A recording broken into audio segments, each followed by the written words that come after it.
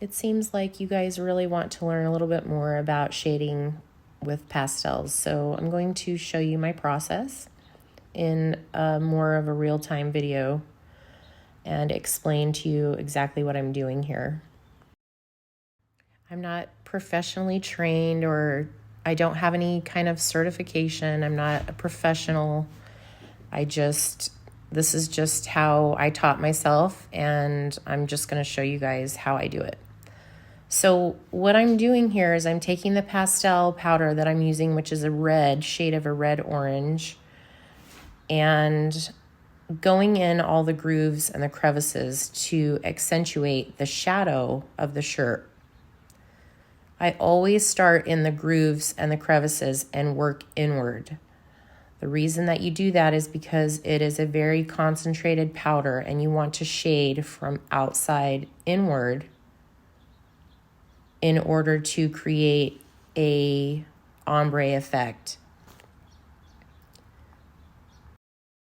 The reason that I chose a red powder on a yellow and orange shirt is because the red allows you to pull the color into the orange, then into the yellow, and so it seamlessly should blend all together. You also see that I'm holding the paintbrush up very high and trying to hold it at a flat angle as I'm shading here. And that's because, like I said, the powder is super concentrated, and you want to use as little pressure as possible as not to put too much of the color in one specific spot.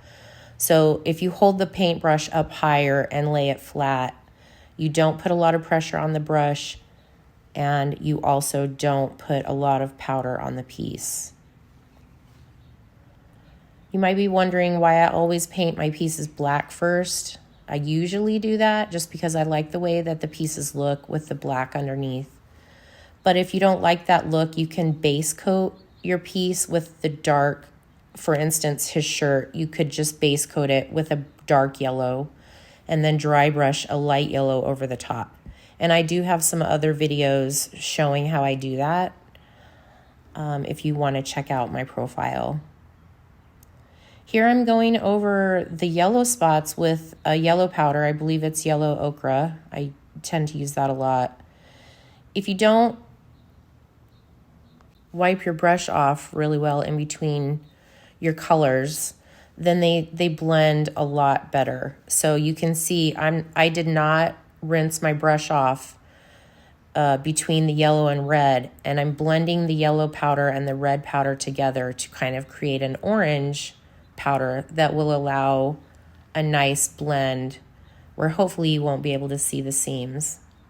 And then, like I said, you do have to spray with some kind of a sealer, clear sealer in between each coat to seal the powder that you've put down.